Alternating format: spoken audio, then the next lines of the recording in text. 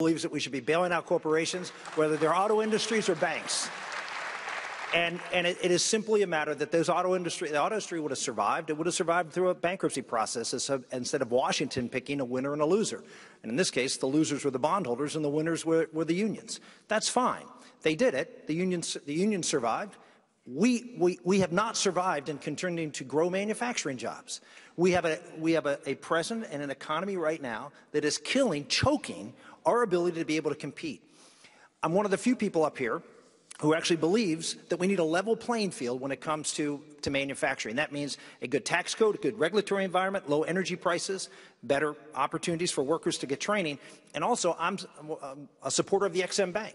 Everybody else on this stage, everybody else I think in the entire field is opposed to it. How can you come out and say I'm for manufacturing when a majority of Republican congressmen and senators supported the EXIM Bank because it means jobs for American workers here in America? The fact is that we've seen already GE lose jobs here in America and just move those jobs to France and Hungary. We have a right as a country to compete with other countries that have export financing. Every major manufacturer, 60 countries, competes against America, wants to take our jobs, and we have every Republican candidate. You want to talk about communicating to workers here in Wisconsin? Ask them why we're tying one hand behind our back and saying go out and compete. Thank you, Senator Santorum. Governor Huckabee, you differ from many of your GOP opponents on the stage tonight over accepting Syrian refugees into this country. You have said, we don't have an obligation to just open our doors. As the Islamic State continues to expand, slaughtering and crucifying Christians, including women and children, refugees continue to flee their land by the thousands. Should America open its doors to accept any refugees in this country? If so, how many? Sandra, I've been concerned that this administration has not done anything to help stop the slaughter of Christians. We didn't help the Kurds. We said we would. But the idea that we're just going to open our doors and we have no idea who these people are, what we do know is that only 1 out of 5 of the so-called Syrian refugees who went into Europe were actually Syrian. Many of them, we had no idea who they were. They weren't Syrian. Are we going to open the doors so that ISIS people will come on in and we'll give them a place to stay and a good sandwich and medical benefits? My gosh, we were $19 trillion in debt. We can't even afford to take care of Americans. So if we're going to do something for the Syrians, let's find out who they really are and the ones that are really in danger. Let's help build an encampment for them, but closer to where they live rather than bringing them here when they don't know the language, the culture, and frankly, if we've got as many homeless people as we have, I'm not sure this makes any sense. So let's do it where we can best help them, send them some food. But let's ask the Saudis to step up. I'm really tired of Americans being the only ones asked to do all the heavy lifting when it comes to charity, when, quite frankly, my number one concern right now is taking care of the fact that Americans are taking it in the gut without jobs. Many of them working 2 and 3 part-time jobs.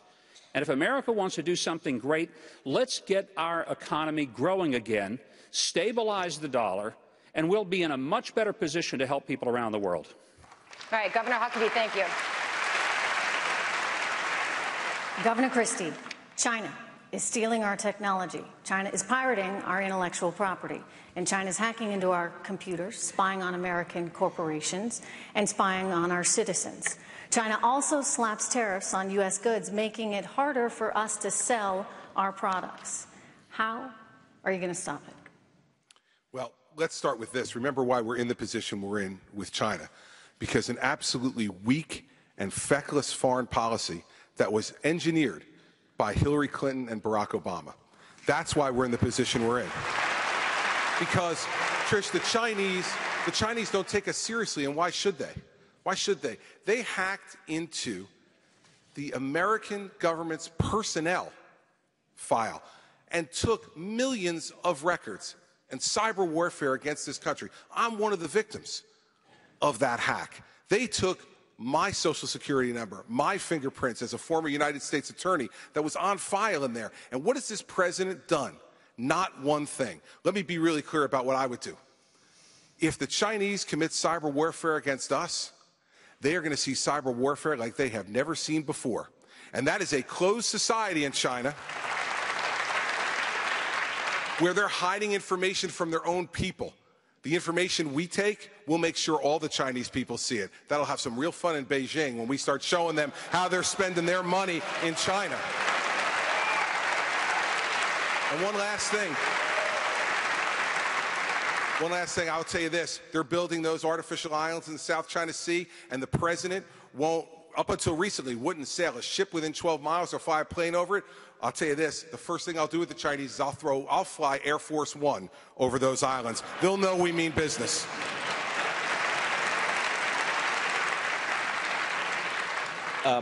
Governor Jindal, there's a new trade deal the Obama administration has completed with 11 other Pacific nations. The U.S. Trade Representative's office says that deal will cut 18,000 different tariffs on American goods sent to the Pacific, and will cut tariffs on goods made in your state of Louisiana by as much as 40%. You've been a skeptic about this deal. Now that the details are public, are you going to be for it? I was absolutely a skeptic of giving this president more power. He negotiated a bad deal with Iran. He breaks the law routinely. I don't know why Congress would want to concede more authority to him. Look, this trade deal is 6,000 pages long. Unlike Obamacare, I think we should read it before we decide whether we would vote for it or not vote for it. I am for trade deals, but I want to make sure they're fair trade deals. I want to come back to something that Chris had said earlier. Look, I absolutely agree we've got to beat Hillary Clinton. But just sending any Republicans not good enough. We've had a Republican majority in the Senate and the House. What has changed? If we send another big government Republican to the White House, we will not do enough to fix what is wrong in this country. Chris, I think records matter. I think the way we govern matter. Under your leadership in New Jersey, your budget's gone up 15%. It's gone down 26% in Louisiana. It has gone up $5 billion in New Jersey. It's gone down $9 billion in Louisiana. In New Jersey, you've had 9 credit downgrades, setting a record. We've had 8 credit upgrades in Louisiana. My point is this. If politicians say they're going to be conservative, they say they're going to cut spending, but they don't do it, why should we send them to D.C.? It gets harder, not easier, when we send them to D.C. Let's not be a second liberal party. Let's actually cut government spending. Let's grow the American economy. Let's not just beat Hillary. Let's elect a conservative to the White House, not just any Republican. Governor Christie?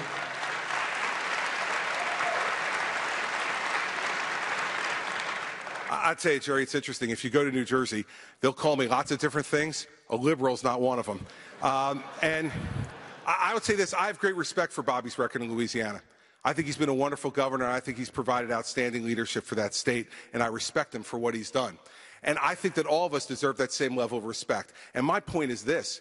You know, the differences between me and Bobby Jindal, we can talk about those, and obviously Bobby wants to spend a lot of time tonight talking about that.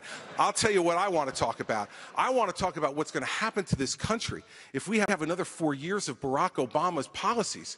And by the way, it'll be even worse, because Hillary Clinton is running so far to the left to try to catch up to her socialist opponent, Bernie Sanders, it's hard to even see her anymore. The fact is that we better be focused on it. I'll tell you what I'll bring to the table. The fact that I've won in a blue state, that I've won in a state that has 750,000 more Democrats than Republicans, that I won in a state for re-election after governing as a pro-life conservative and got 61% of the vote. That's the person you want on the stage prosecuting the case against Hillary Clinton. But wait a minute, records matter.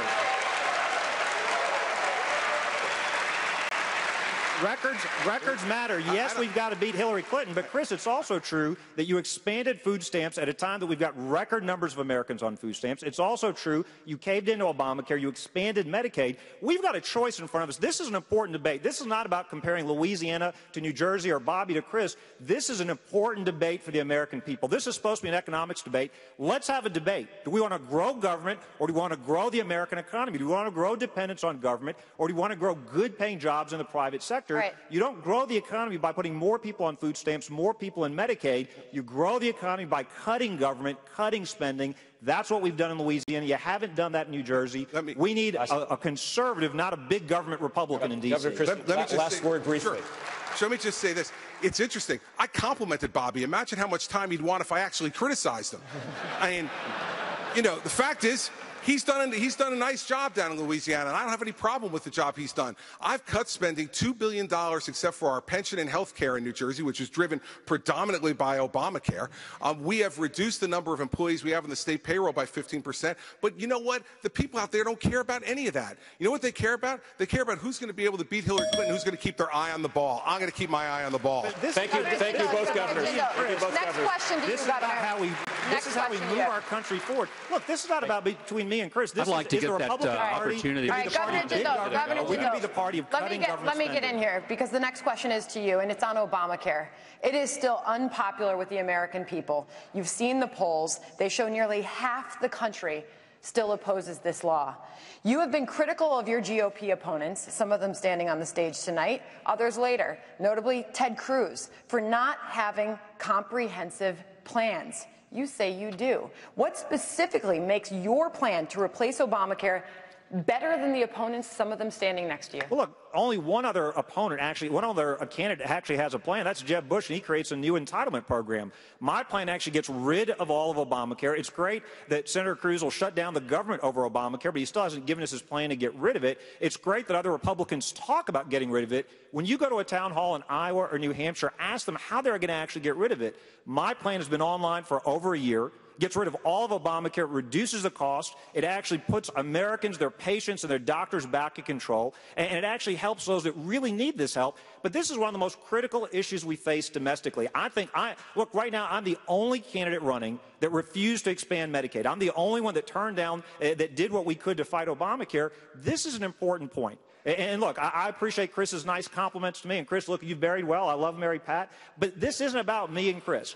This is about the country, and this is about what direction. This is the most important election in our lifetimes. Folks, a couple of years ago, they told us, give them the Republican majorities in the House and the Senate, they'd stop Obamacare and amnesty and the bad Iran deal. Nothing changed. If they fooled us once, shame on them. If they fooled us twice, shame on us. Don't let them fool us again. Chris, look, I'll give you a ribbon for participation and a juice box, but in the real world, it's about results. It's about actually cutting government spending, not just talking about cutting government spending. Governor Jindal, thank you. Yeah, listen, we've stopped Obamacare in New Jersey because we refused to participate in the federal exchange. But here's the bigger issue. What do you think is going to happen when Hillary Clinton's elected president of the United States? The woman who tried to impose health care on this country over 20 years ago, and she was stopped then by a strong group of Republicans and an American public that said no thank you. What she will do is move us towards a single-payer system. She will completely nationalize the federal health care system. That's what she wanted to do 20 years ago, and I guarantee you that's what she'll do if you give her the keys to the White House one more time. The fact is we need someone who knows how to beat Democrats, in a Democratic area. I've done it twice as governor of New Jersey, and Hillary Clinton doesn't want 1 minute on that stage with me next September when I'm debating her and prosecuting her for her vision for America. Let me settle this argument. Senator Santorum, I have a question for you. Just about everybody agrees that the nation's infrastructure is in bad shape. Urban highway congestion costs the economy more than $100 billion annually. Nearly 1 in 4 bridges in the national highway system is structurally deficient or obsolete. Congress is working on a 6-year highway bill to try to fix this problem. It only funds it for about 3 years. Should Americans be asked to pay more in federal gas taxes to address this problem? I'll answer that in a second, but I'm going to answer this other problem because this is a real legitimate debate between Chris and Bobby. You have someone who says we need someone who can win in a blue state, and Bobby says we need a real principled conservative.